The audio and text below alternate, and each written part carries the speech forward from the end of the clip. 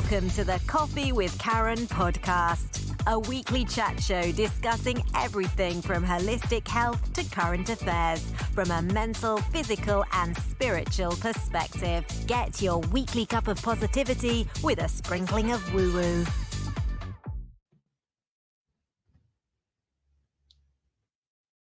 There we go. So welcome to the show. Today is episode 196. And today we have Michelle Duffy, who is an awakening and empowering coach, but she's also a certified rapid resolution therapy facilitator. And today we're going to be talking about how to clear traumas and awaken to your true joy, purpose, and healthy relationships. I'm your host, Karen Roberts, helping coaches and therapists to get their message heard to those who need to hear it through podcasting. Now, Michelle studied engineering and did a master's in business administration to then work in corporate for 15 years. Now, all this time, she studied metaphysics and spirituality on the side. And at age 35, she had a profound change. Motherhood. Oh, yes, that is a profound change, which led her down a rabbit hole of meditation, healing, and finally serving others. She curated her signature program, Becoming a Heart for Miracles Academy, which is a 14-week on-demand program to teach others.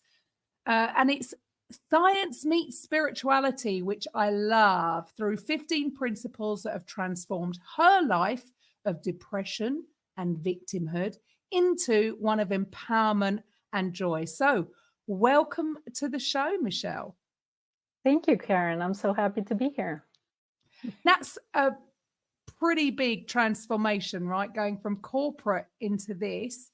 And yes, I just shared sort of part of your story there. But first of all, if you'd like to maybe go back a little bit and fill in some of the blanks on how and why you came to be doing what you're currently doing.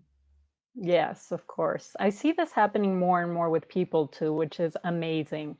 All of these transformations. For me, it really started way, way back when I was around 7 years old. I grew up to be a very depressed kid. I was bullied around first and second grade and didn't have a lot of friends. So I was really depressed until around age 15. Everything changed then. I was able to go to another school, and that helped a lot. The environment, the people, they were more laid back. I felt more at ease. But I think it was also the combination of that with nature. This place was immersed in nature, and I really hadn't been in a place like that before. I grew up in Mexico City, and there's not a lot of that there. And this was in Oregon. So I was in Oregon and the States, and everything was so green. And I used to go out jogging. And one day I had a profound awakening moment. That was like my first spiritual awakening. And it was just a beautiful time of, I felt engulfed in this unconditional love. And I heard a voice that said, you start living your life, start choosing for yourself what to do. You do know what to do it. And I felt so safe, and it changed me forever. Like, it took away my depression. It allowed me to really tap into my intuition and start choosing for me. I felt that before that everything was chosen for me and I didn't have any say in anything. When I went back to Mexico, I told my parents that I didn't want to go back to the school that I was in before. I still had 2 more years of high school, and I chose where to go. And they were very supportive. I think they had seen all the changes. And so it was great. It was great that they realized that I needed this and I needed to make my own road, so to speak. And that's when I met the right people and started studying about different religions and metaphysics. But it was all so strange, I think, to my family that I kept it like a secret. Like, they didn't really know that I was studying this on the side because, of course, I had to do something normal or traditional with my life. And I was pretty good at math. So I was like, okay, I'm going to go into engineering. And that took me down to corporate. And that's when I realized I was more of a people person. So I ended up in marketing and corporate marketing. And it was great. I had a great time. I did, very well for myself. But really everything came to that fork in the road, so to speak, when my first child was born. I was already in a different country. We had moved for my husband's work to Venezuela, and I was still working with my US company from abroad. But I started to notice that I was losing my shit, so to speak, with my kid all the time. Now I can say it, but it was not fun. It was like actually scary. I got to several moments where I was like, oh my God, who am I? I know I'm not a horrible person, but like this kid was bringing out the worst in me. And I knew that it wasn't him. I was like, he's just one. He's just 1 year old. What can he really be his fault? And even though I took some parenting courses, I realized that it wasn't him, because the parenting courses are more about how do you talk to the kid, what do you do with the kid, and that was not working for me.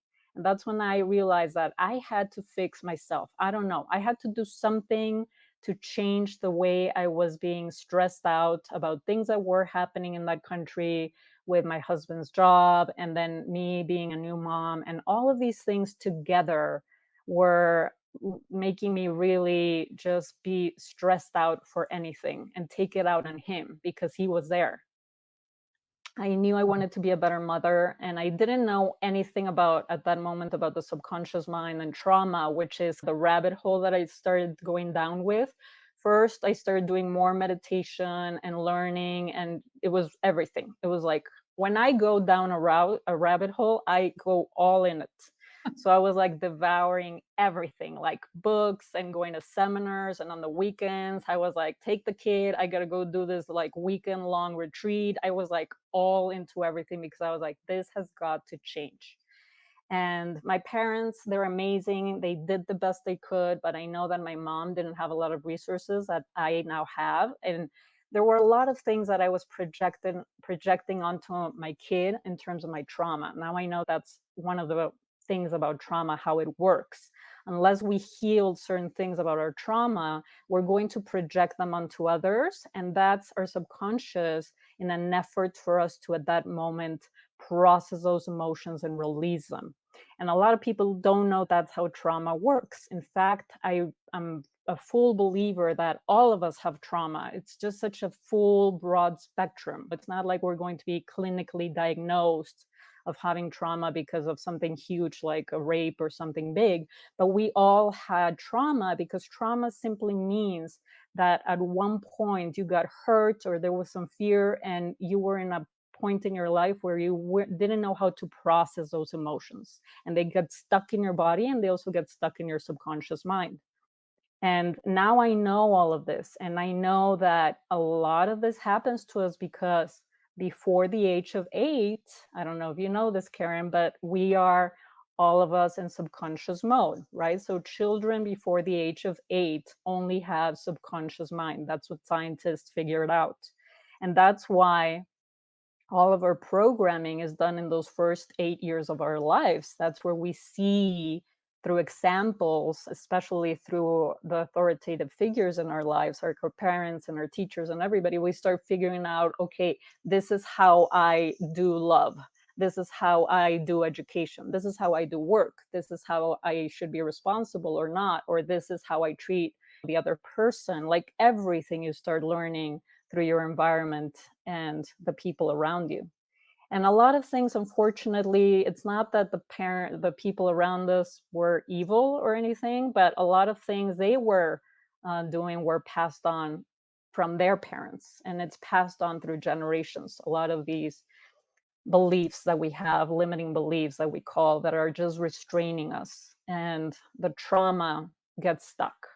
So when I realized that, I felt so empowered. I was like, oh my God, this is amazing. And I started getting really into it and started doing certifications. And I was like, this has been transforming my relationship with my kid. I saw me having this absolute patience that I never thought I could have. Like, I thought that's something that you either had or you didn't have.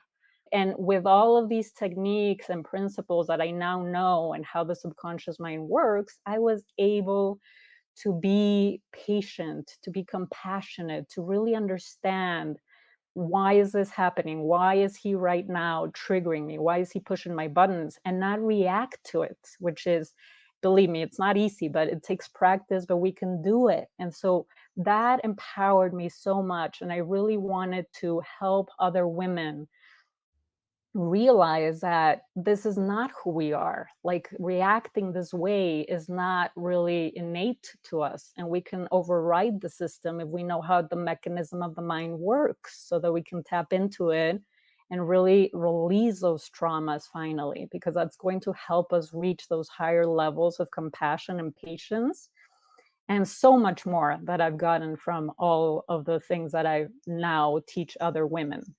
But that was really how it all began, because I was wanting really like God. I so believe in God, and I tell people use the universe or higher power, whatever you want to, whatever you're safe with saying. But for me, it's God. And it was like, God, just give me the resources, show me the way, because I want to see this with a better light. I want to be better, a better mom. And that's really the way that I was shown. And I just went on with it. Brilliant. I mean, it just, Yeah. we do things on autopilot and we don't often actually take a look at that. What do you think made you really take a look? Because people will do things automatically, like you said, it's behaviors that have been passed down from generation to generation, and they may not be aware. So why do you, what made things different for you to really go into and realize that, yes, and take ownership actually? That's a big thing. Well done, you, because so many people are in the blame game. It's them. Oh, my kid is this and that. But to actually go within and say, this is down to, this is me. There's nothing wrong with my kid. My kid is, you said just one. Nothing wrong there. It's how I'm reacting to things. What do you think was helped you come to that conclusion and take ownership of it? You hit the nail right on the head when you said awareness, because I always tell people that awareness really is the first step towards change. Unless you're aware that something is wrong, you're going to think this is just who I am, or this is normal. Everybody's like this, right? Everybody gets triggered by their 1-year-old. It happens. And for me, really what made me aware, I think, was that I took a vow for myself when I wanted to be a mother that I wasn't going to do the things that my mother did to me. Even though I love her and everything, she passed on a lot of her own trauma to me, and she unfortunately wasn't supported in the right way, and she didn't have the resources to know any better. But I knew that I wanted to do better, and when I saw that I wasn't doing better, it woke me up. I was like, I don't know what I have to do, but this is not okay. And I know that it's not him, again, because he's just one. It just didn't seem logical to me. I knew that it was me, because I do know that we also, all of us have a little bit of this Dr. Jekyll and Mr. Hyde syndrome, that sometimes with our reactions, right, we're like, what the hell was that? Who was that? Oh my God, like I exploded, I blew up, that was not okay. And in hindsight, we can say that, but unless you realize that you can change, or that there is a way to change, you're right. Some people, what stops them from doing this work, some of them, is that limiting belief of this is just who I am. And I've always been this way. I'm just explosive, or I'm angry and I don't know any better. But it's really not who we are. And so again, it just very little, like just pulling a string, like one thing led to another, and I started to study all of these things, and that now I am a master NLPer and hypnotherapist, and I went through all these routes. But really it was to really know myself, how I could change to improve this relationship. And then amazing things happened, because I realized that not only did that improve my relationship with my kid, but it improved all of my relationships, because everything starts with you. So my relationship with my spouse was better, with my coworkers was better, with my boss. But then also I was like, isn't everything a relationship? We have a relationship with our body. We have a relationship with our money. We have a relationship with Mother Nature, like with everything. It really is a relationship. And if we are the ones who realize that we can change, we can always improve the other side. Always. I always tell people, don't do this for others, but it will help others, because everything that you do for yourself that's helping you does have a ripple effect. Yeah, of course. But again, so many people will just, how do you get people to be aware of this? Now, you combine a lot of tools. You got a lot of tools in your toolbox. So how do you go about helping people get rid of these traumas and deal with this? Do you have a specific process?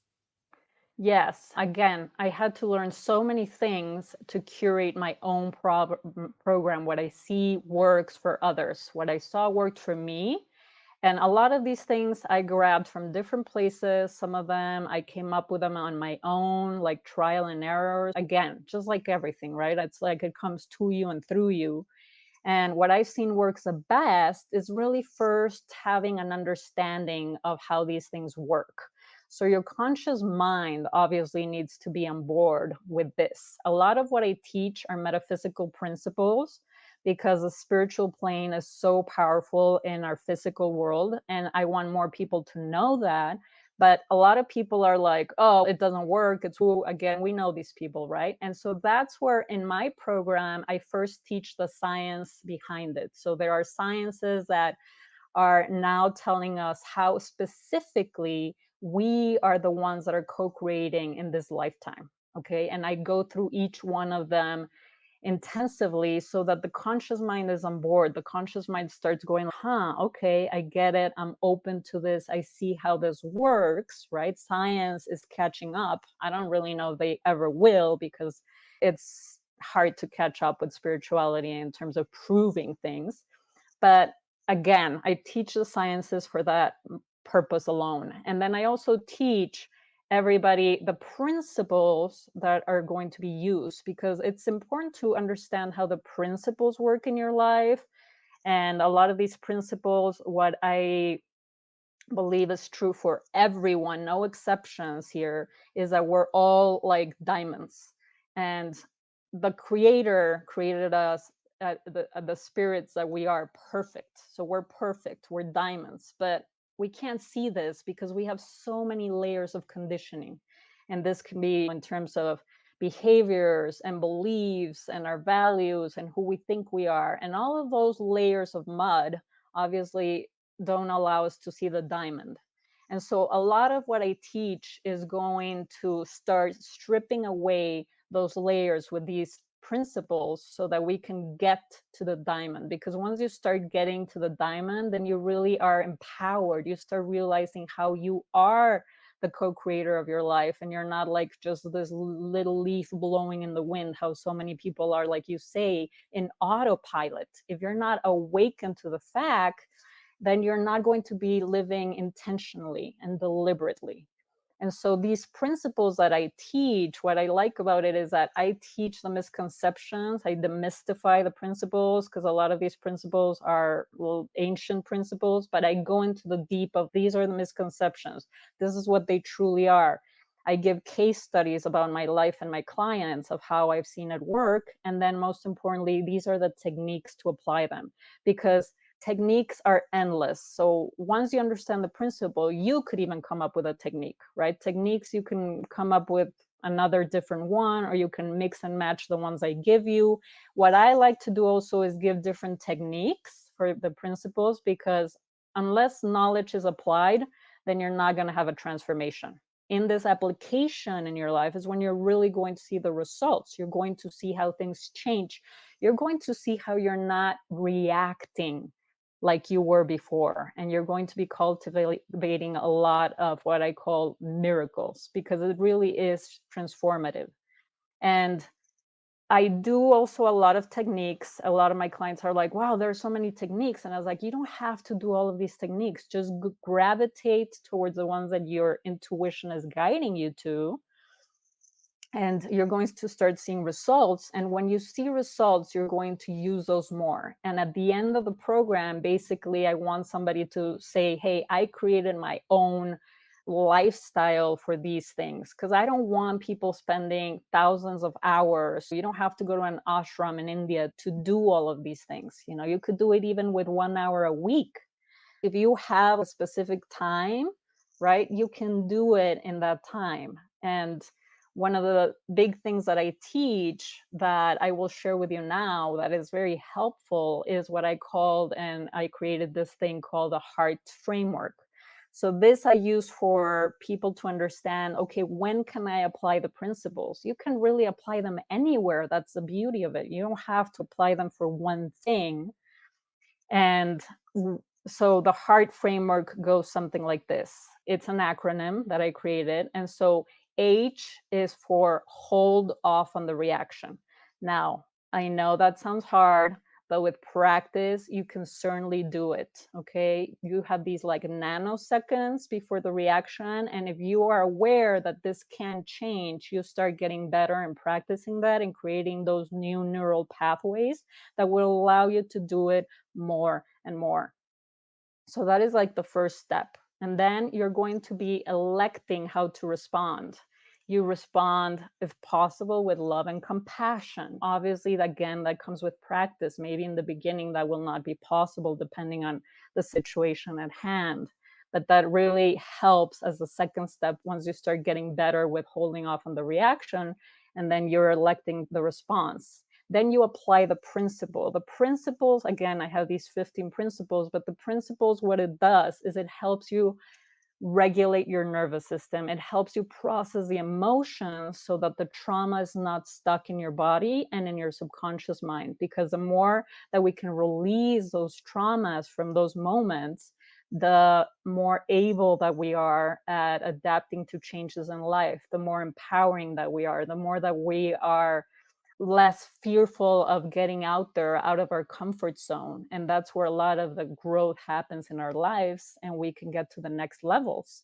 So that is the third one, apply the principles. And then I have release expectations as the R from heart. You want to release expectations because unfortunately the human mind, our ego, the personality wants something out of the other person. If I'm doing nice or if I'm not reacting, then I expect this other person to do so and so. Well, no, we're not doing it for them. We're doing it for us. This is a process for us, and we got to release all expectations of what we think the other person might or might not do. We can't really take charge for the other person's feelings, emotions. That's their own karma. We are doing ours right here. And then finally, the T of the heart framework is teachings, teachings uncovered. When you're finally to that level and you allow yourself to go there and be like, what is this really teaching me about myself? We're not blaming, going like, why is this happening to me? What am I supposed to learn from this? What am I going to get out of this so that I can grow? Because everything, however dark it might seem, has something for us. In fact, sometimes that's what I tell people. People sometimes don't want to do this work because they might be like, why would I go there? Why would I go into my past? Why would I go into my fears? And I was like, you don't have to go like all the way there. You can start doing little by little. But when you start to overcome these fears, you're more empowered because the obstacle is the way. The fear is telling you, don't go around me, don't avoid me, actually go through me and head on do it. Feel the fear and do it anyway, kind of thing. Because your subconscious mind, you want your subconscious mind that also learns by repetition to understand that it's okay to go there. If I go there often and if I do this often, then my fear is going to go away. That's why people that have this fear of public speaking, it's like, great, go into Toastmasters. Because the more that you just talk and talk, the more you're going to get over this fear, because your subconscious at one point, I got it. I got that this is safe. We've been doing this so long and so much by repetition that I know that it's safe. If not, why would we even do it? And people that don't understand that mechanism, right, avoid it at all costs. Like, why would I even go there and talk? I fear that more than anything in the world. Precisely, if you fear something, like I would say, try to do it, right? And I have a little tiny example that I want to share with you because it's funny. But in my first job, I had a boss that we just didn't get along. We just didn't see it right. I didn't know what to do since it was my first job. I was completely new to everything and I felt so disempowered. And I did something, Karen, that came from my intuition, but I was like, I need to feel empowered to change this. And I don't know how. And I was also starting to look for other jobs, but I knew that I had to do something for myself. And so I had this fear of sharks. And it was, I don't know, I guess it came from Hollywood movies. I don't know where it came from. So I, Jaws. yeah, Jaws probably. Yeah, yeah. And so it's so weird, but my intuition said conquer one of your fears so that you feel empowered, even if it didn't have to do with work. So a friend of mine had brought up that she wanted to learn scuba diving. And I went up to her and I said, okay, let's learn scuba diving together, but we got to go somewhere where I am going to scuba dive with sharks. And she's, what? And I was like, yeah, we're doing this. And I had time to process because as I took the scuba diving and everything, and finally we went to Belize to the Blue Hole to scuba dive with sharks. I had all of those months to process that, okay, I'm doing this. I don't know how, but I'm doing this. And even when I was already getting in the water, I was like, this is crazy. This is nuts. Don't do it. And it's interesting, but a lot of people that don't understand how the mind works sometimes take those things that your mind is saying as don't do it. This is bad, right? But that's not your intuition. Your intuition, I tell people, that one's always guiding you with love and with compassion, not with fear. And so I knew that this was just fear coming from my ego mind, keeping me safe, which is great if it's 2 in the morning and you're going to walk down a dark alley and it's don't do it. Okay, yeah, for sure, don't do it. But I knew this was different. And so I was like, this one I have to do. And when I did it, it was like so profound. It was like beautiful. When I was there with the sharks, it just felt like so peaceful. I felt no fear for them. Like they were just beautiful creatures. Like I just was like, why am I fearing these animals? Like they're just perfect. Like it felt so amazing. And I had this high for a week or two.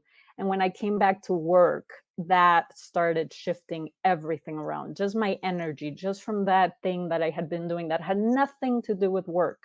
It already empowered me to change again that vibration of myself and embodying. And that started to move things around because again, you're moving things with energy, you're transforming things. People see that you're happier, that you're more on purpose, and they're like, what's going on? And I knew that it had been that. And it's so funny because how you do one thing is how you do everything. And since everything's connected, if you're able to do one thing and get out of your comfort zone, I tell people, do it. Whatever it is, whatever your fear is, try to go out there and do it because I will help you start empowering yourself and finding yourself, finding also your intuition. Because unfortunately, before we're 8, I tell people a lot of us were told, like, you don't know any better. Like, how many of us were told, no, don't do that. You don't know. You don't know. You don't know. Okay, if you hear enough, you don't know, you doubt yourself when you're older, right? You're like, you start losing touch of your intuition, which is your inner guidance, because you're like, no, I don't know. I've been told that I don't know. And how many adults are like, help me choose. Help, what do you think? What do you think? And you're like, you can listen to yourself. I tell this to my kids now. It's you do know what to do. Listen to yourself. Trust yourself. I mean, there it is, really. We have been so conditioned to not trust our intuition that some people are just so far away from that. When that start, like you say, that starts in school, constantly being told.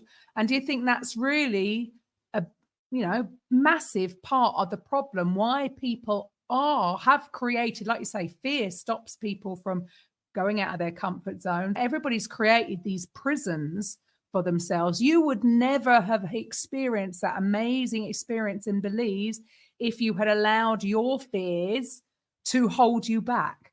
But do you think that's actually what you said is it really is the key, that we all have this inner knowing and we don't tend to listen to it until we are aware of this? Yes, that is just one of the many things. That's actually one of the principles that I teach, one of the 15 ones. That is it. But there are so many things. That's the thing. If it were just one thing, if It's not one thing, unfortunately. So But again, what else holds people back, do you think? I think what holds people back, besides not listening to themselves because they've been told that they don't know, is again these unprocessed traumas that we also all have. Now, I don't tell people you have to resolve all of your traumas. You have to get rid of all of your limiting beliefs in order to manifest the life that you want. No, that is not it. But what I do know now of how the subconscious mind works is that the subconscious mind knows when to bring up a certain trauma from the past, because one of the ways that the subconscious mind works is that something that happened that was very traumatic to you gets stored in the unconscious, but also it's kept away from you. So sometimes we don't even remember these things. That's why a lot of us have these dark years of our childhood when you might not remember a lot of things. I don't remember a lot of my childhood. And it's again, it's not that my childhood was so bad compared to other people, but everybody's living like their own dark traumatic events. And so there are a lot of things that my subconscious, I know that it hides them away from your conscious mind in an effort to protect you. Okay, you didn't know how to handle this and it gets put away for a later time. The subconscious mind is very smart and it knows when to bring it up. And it will bring it up for you to heal. Sometimes, unfortunately, something triggers that and it brings it up, but it brings it up, and if we're not aware of it, we react to it. And so it's a reenactment of the trauma. So if you're reacting to something that has been stuck from way, way before. And unless you know that is how the mechanism of the mind works, you're not going to know and understand why this keeps happening to you. And you start reliving that trauma, sometimes with negative patterns. You see these people that are with the same different harming person that they've been choosing over and over again. And by the third or fourth time, everybody else sees it, but they don't. And you're like, oh my God, it's the same guy. It looks different, but it's the same person. You're choosing the same person. So whenever you see a negative pattern in your life, know that it's there for a reason. Okay, your subconscious mind is really trying to get you to heal from it and to break the cycle. And unless you know this, again, unless you're aware of this, you're going to think this is just life. I don't know, but this keeps happening to me. Why? Why does this keep happening to me?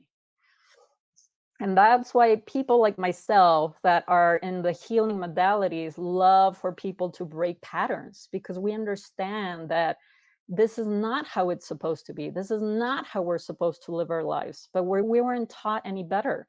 I would love it if in the future in education, teachers would know about these things. So at least a little bit would trickle into the kids, right? And things that they're telling kids, right? Thankfully, I think we're getting better, right? Like in terms of the shaming people and everything. But a lot of the kids were shamed before for who they were when they, in fact, are not that person that they've been told to be. So, an example that I tell people is never, ever, please tell a kid, you're a bad boy or you're a bad girl, because that's their identity, which is like the highest of your subconscious, who you are.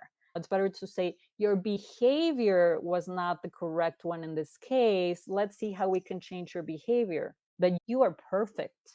I tell my kids, Mm, you are perfect just as you just are.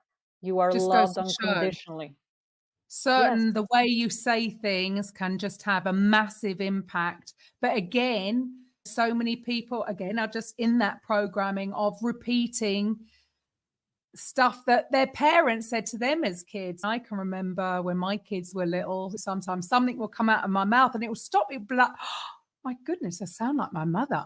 And it just goes to exactly. show how deeply ingrained this can be, and that I was operating on autopilot until it was like, as the words came out my mouth, that made me aware of, oh my goodness, what am I saying? Exactly. It happens to all of us. Again, we're not to blame. This is not to blame anybody that's out there doing it. Like, it doesn't help. Believe me, I had so many nights of not sleeping, blaming and guilting myself, and like, I'm the worst mother in the world. And that does not help anybody. Okay. Those are vibrations and negative emotions that are just going to bring you down, and they're not going to make you choose any better. That's not the way to go about it. The way to go about it is understanding, okay, why is this happening, so that I can override the mechanism? Because once you understand how the mechanism works, you can override it. It's like going to the gym. I tell people, like, let's say you don't know anything about how the body works with exercise and with food. And you start going to the gym and you're like, I want to lose weight. And you go every day. And like into a month, you're like, why am I not losing weight? I'm actually gaining weight. Like something's wrong here. If you don't understand that it's because you've been eating a lot more after the gym and you're eating all the wrong foods, even though you're going to the gym, that's not going to offset the weight, right? But we obviously, this is very logical for us now because we know how the body works with food and with exercise. But it's just the same way with a subconscious mind. If we don't know how the trauma works, how the subconscious mind understands things, how it gets stuck in us, then we don't know what to say that is going to be actually good, or that we're going to actually be programming something bad in our kids or even in ourselves. Our self-talk is just horrible. The things we say to ourselves, we would never say them to our best friends. And we say them to ourselves constantly. So all of those things are part of my program, because I really believe that, again, when you understand how your mind works, then you're like, I know what's been going on here. I know what's going on, and I can start choosing differently. So this weekend, I got triggered through social media. I was reading something and something triggered me in terms of relationships. I don't remember what I read, but I was with my husband and we got into an argument because I want to watch the football. And I'm like, you've been watching like 4 hours. Let's watch a movie. And he's okay if you want, but like, this is a good game. Maybe we should watch a game. And because I was triggered from the social media post that I had just read, I exploded. And this rarely happens to me. But again, this is a lifelong thing that we're learning. We're in constant progress. It's not like you're going to dominate it and be like, oh, I'm a master at this. I don't react ever. And that day I reacted and I had to leave him for a while so that I could calm down. And when I was able to calm down, I was like, oh my God, I'm totally reacting to the social media post. Why? What was it triggering in me? Yes, this. And I started journaling. And again, now that I know what to do, I'm able to calm myself down, process my emotion and let it go, do journaling, which helps me out, and then come back. And within an hour, I had come back and I'm like, look, I'm sorry, babe. I totally overreacted. I read this thing online. It had nothing to do with you, but it triggered some stuff from my childhood. And I got into kind of a bad place and I took it out on you because you were there. And he's, oh, I get it. It's fine. Let's watch a movie, whatever. And we had a great time. But how many of us don't like completely react? And because we don't know where things are coming from, and because we don't know how to process the emotion and get stuck in our body and everything, like relationships don't survive, right? Because we're like blaming them, like, you made me mad. You were the one who didn't want to watch the movie with me. You don't love me. You don't care for me. You are abandoning me, just like my parents did, or whatever. Like things start coming at you to that person because you're projecting your trauma. And it is there again for you to heal. But if you don't know how that's happening and you don't know how to heal it, you're just going to get overridden by it. And you're going to be blaming others and living in that autopilot. And your life is not going to be so great because you're not going to understand, why is this happening? So from what you shared there, it just sounds that when you are, number one, aware of this, and number two, when you learn these tools, we're human. So we are going to react to things, but it just goes to show when you have got the tools that you're just not going to stay there for so long. It's okay to react. If you can shorten the time that you have to make you think, make you question, I suppose it's about questioning yourself so that then you can pick up a tool and release it. So for you, what would you have any, I don't know, 3 top tips on how people can help clear their trauma so that they can have happy relationships and like you say, relationships with anything, whether that's your children, your parents, your partner, your money, whatever. Yeah, we talked a little bit about it here, but the first thing is that people become aware that their past behaviors are not them. That's not who you are. That's just the past. You didn't know any better, and your future can be so different when you decide that it can be. You have the awareness that's not you. Okay. So a lot of people think, oh, this is just me. No. Okay, you can change who you are because, again, those are just behaviors. Behaviors usually stem from beliefs. So you can still change your beliefs. They're not set in stone. I tell people this all the time too. Like, people have this misconception about beliefs, like, my beliefs are these. And I'm like, okay, beliefs, don't ask yourself if your beliefs are true. Ask yourself if your belief is serving you. Is this being useful to me for my life? If it's not being useful, then that belief has to go. You can change it. And so change the belief that, okay, this part of me, this aggressive part of me, or however I am, is not serving me, okay, for my relationships or avoidance or whatever it is that you're doing. This awareness already helps you realize that is not who you are. And if you do want a better future, you can change that. So that's the first thing. Start being aware of what are your triggers. So whenever something is triggering you and you react, don't just ignore it. Look into it. Maybe journal about it. Just ask yourself. Your subconscious loves questions. Ask yourself right now, why did I react? Okay, what is this really about? And see what comes up. You don't even have to know. Just write for 5-10 minutes, right? Because your subconscious, again, loves answering questions. And that's also when your intuition comes to you and through you. And you could start being surprised of what you're going to start writing down. Simply it. And then the third thing that I would tell people is, if you can do something proactive to regulate your nervous system so that you're not in this chronic stress mode that a lot of people find themselves in right now, which is hurting not only your mind, but your actual body. And I could talk about this for hours, which we don't have today, but stress is just something, again, it's a big part of my program, stress and trauma.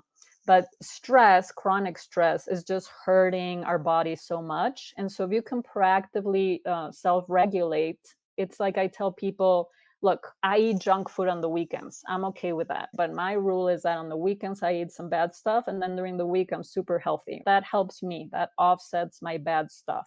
I'm not a draconian. I'm not like extremist. Like, it's not like never eat junk food. I'm like, okay, for me, it's like my life, the way I live it is I do a lot of things. I allow myself to do a lot of things, but I also balance myself. So to balance your chronic stress, do something proactive to regulate your nervous system. And this can be going into nature and grounding yourself. Just take off your shoes, just going into nature and letting Mother Nature do its thing through your body. Even if you can do that half an hour, even if it's an hour a week or whatever, like that just helps you leave your phone away, leave everything away, just be immersed with just nature for an hour. Or whenever you are being stressed out about work, even if you have only 10 minutes, right? Instead of grabbing that third or fourth cup of coffee at 3 or 4 in the afternoon, go and take a walk in the park, or go and sit in the parking lot in your car and do some breathing. Just deep, mindful breaths. It doesn't have to do anything specific. It's just slowly, deep breaths for 5 minutes. That is it. Because you are deliberately there, consciously lowering those brain waves, okay, that help you let go of that stress. And you're just being intentional about what you're doing. Like, I'm intentionally right now being with my body and allowing this to release. And of course, there's a lot of techniques that I teach in the program, but these are just very basic things that people can start doing to start tapping into that, because that is going to give you a brief pause that will help you to, again, let go of a lot of that stress and start just seeing your patterns, your negative patterns, because you can break them. I want people to live better lives. Love that. And isn't it interesting that it's always the simple things, but done, like you said, that word, being intentional about it. Because some people will just think, oh, that seems too, we want to overcomplicate things. That's what I'm saying. Yes. And yet those 3 tips are fantastic, and is going to have an effect on people, but they sound so simple. Anybody could do them at any time, Doesn't cost any money, Mhm. right? Exactly. They're Yeah. free, and yet even when people are aware, again, what do you think is holding people back from actually taking action and creating a habit around those three, even just those three things? Unfortunately, I think we get caught up in the drama of life. And until something happens that forces us to do this, like in my case, it was my kid and how I saw that I was treating him, that I was like, this is horrible. So for me, that was like my rock bottom. But a lot of people are not proactive. They don't see that they have to, unless, oh my God, now I got sick. Now I have to change my diet. Now I have to change my lifestyle. Now I have to be proactive in my stress.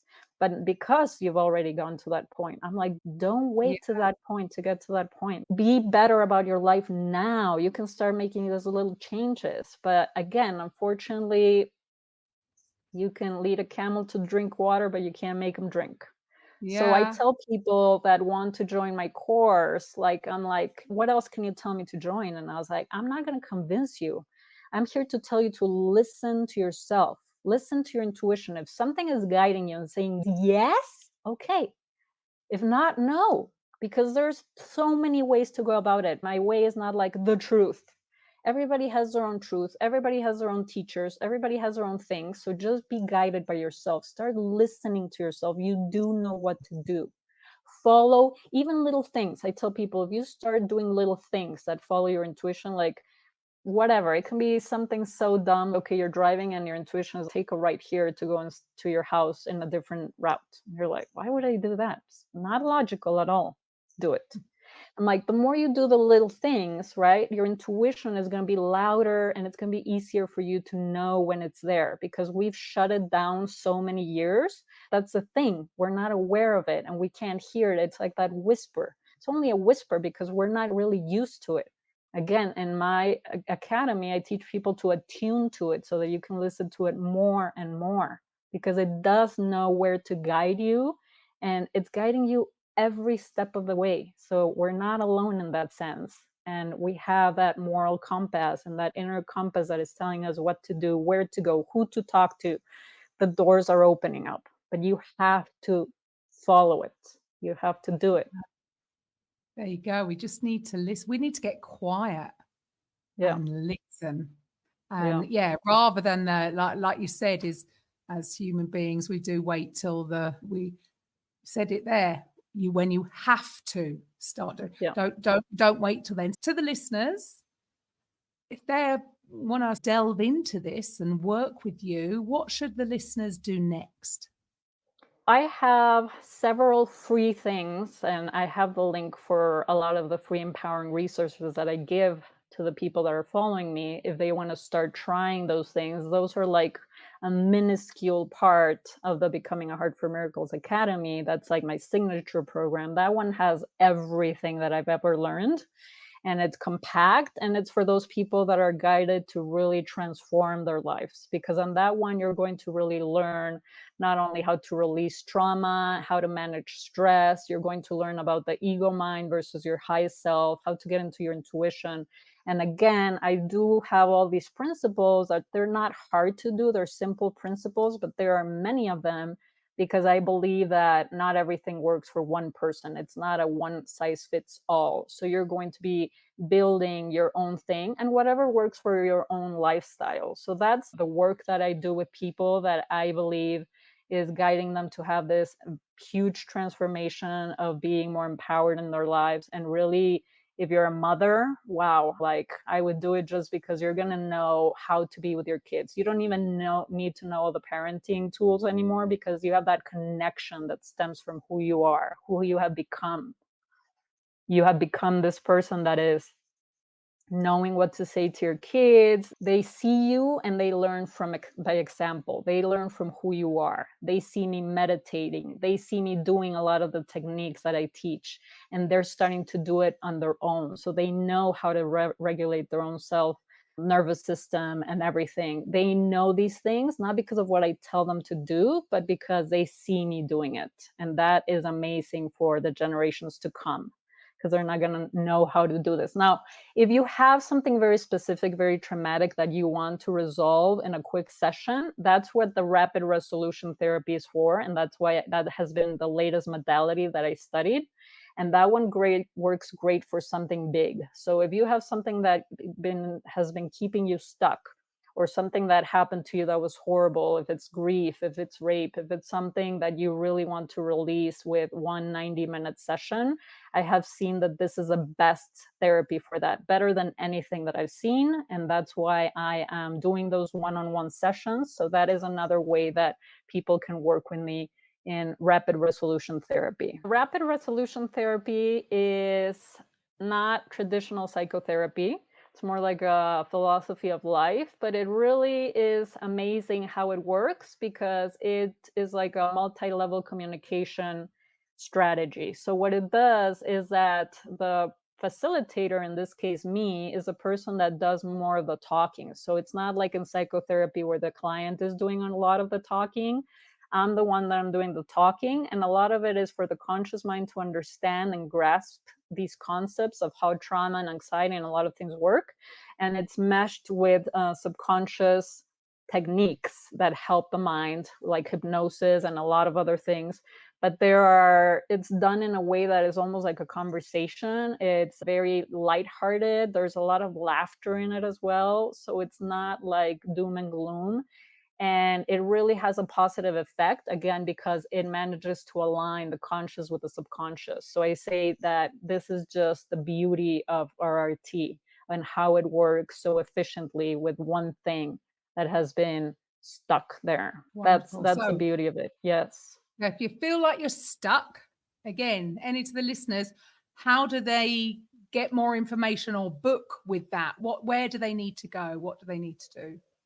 I put the link, and in that link is to my website. So that one has the free resources. It also has the signature program, Becoming Art for Miracles Academy.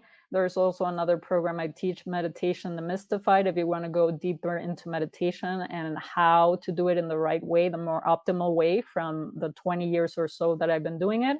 And finally, the RRT, which is one-on-one sessions that I have. So all of that is there on my website, michelleduffy1111.com. And yeah, I'm just so thrilled when people get these huge breakthroughs. So exciting. Yes, it must make you feel fantastic when you see the transformations. Yes. When people come to me and they're like, I stopped screaming, my kids are doing better, I am just more relaxed, more patient, just feeling the joy of just being there and not hurting myself with all the guilt of, oh no, I did this again. Like it's a process, but as you get better at it, you feel so great to have that connection with your kids, with your spouse, with other people. It's amazing the things that can happen. Thank you so much for your time today, Michelle. It's been fascinating, actually. I love this, and I love the fact that it is combining the science more with the spirituality, which I think really helps people that haven't maybe heard of some of these things. It brings them closer in to sort of have a look. So, yeah, what you're doing is absolutely amazing. So, listeners, go and check out Michelle's website. And I will be back next week. We only have 4 more episodes of A Coffee with Karen because we are completely rebranding. And the reason is because, look, I just love doing business via podcasting. And so many of the coaches and therapists that I have on this show, quite often, if they don't host their own podcast, they are using podcasting to get their message out there. So this is a fantastic medium to grow your audience, get the message out there to the people who need to hear it, and also so that you can help more people. I will be back next week for the third from last of the Coffee with Karen, and we'll just be having a bit of a rebrand. So thank you for listening. Please reach out if you have any questions. If you want to shout out, then please reach out to me. Hit the review button, and I will see you next week. Bye for now. Thank you, Karen. Thank you, everyone.